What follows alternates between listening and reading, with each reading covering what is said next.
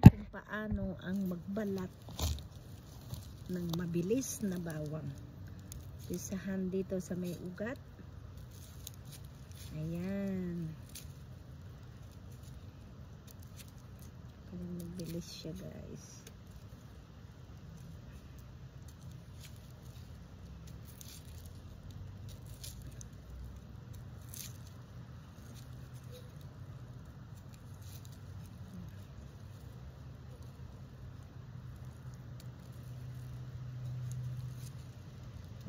Magbabalat ako, guys, ng garlic nang ilalagay, gagawin kong pickles.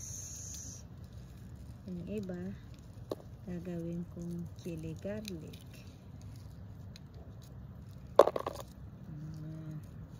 Ayan siya, oh.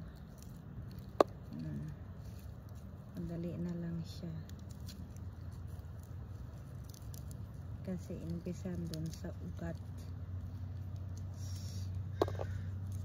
dun sa pinaka main niya, guys. So parang madali na lang siya balatan. Ayan, diba? Medyo mahirap pa rin, pero at least ito medyo mabilis na paraan ng pagbabalat ng garlic. Kasi dito sa ugat niyang balatan. Ayan.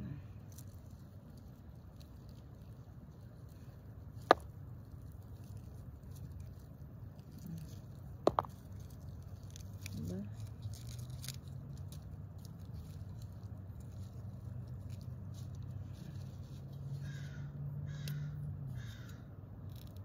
Bambili. Sabay ganun. Ang bilis daw. Itong balatan natin, ito pinakamalaki.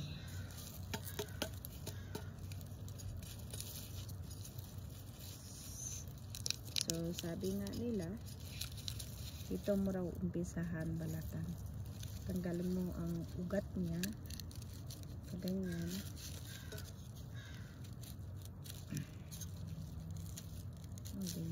Ganyan.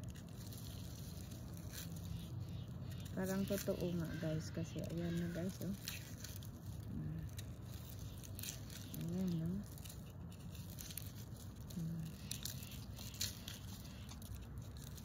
Pero ang totoo mas mabilis talaga, guys, kapag malalaki ang garlic, butil ng garlic nyo, guys. So ayan na siya, guys, eh. Diba? Ang bilis. So ngayon, babalatan na natin siya ngayon.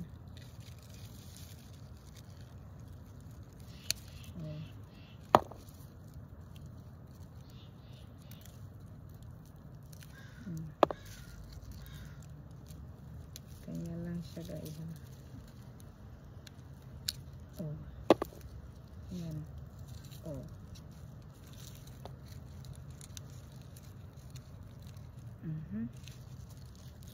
Ayan, malaki ng butil ko.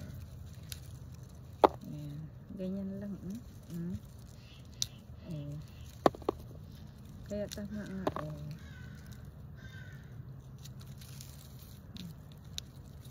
Diba? Dito sa umpisa nyo tanggalin. So, bilis nga ang pagbalat. Tama nga ang sabi nila.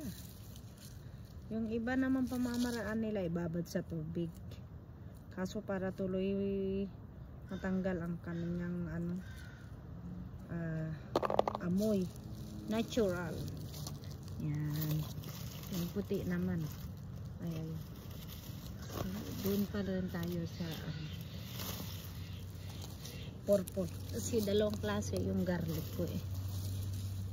Purple saka puti. Yan, purple pa rin tayo, guys. Dito, guys, dito. Sisehan dito para mabilis. And then ipil ganyan. Ayan pa oh, yung pinagbunot ko, hindi ko pa tinanggal. So fresh pa talaga itong garlic guys. Saka mabilis kasi balatan pag di pa gaano natuyo ang kanyang shell.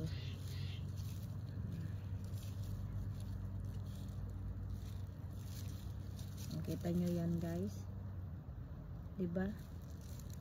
Ang bilis. Yan. Ito naman puti. Ayan.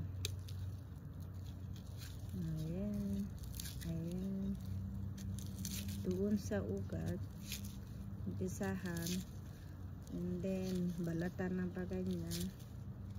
Tapos mabilis na lang balatan. So doon talaga guys sa ugat nga.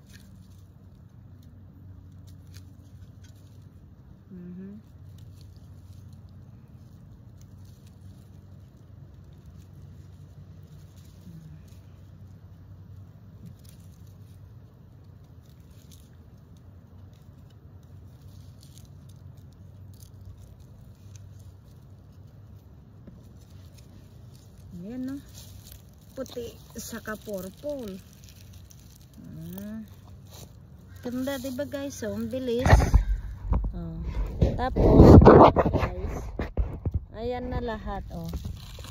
So ayan na. Ayan na lahat ng nabalatan. Okay guys, bye bye you. Bye bye you guys. Ayan na. Okay, don't forget to like and share and comment below. Bye bye, love love love.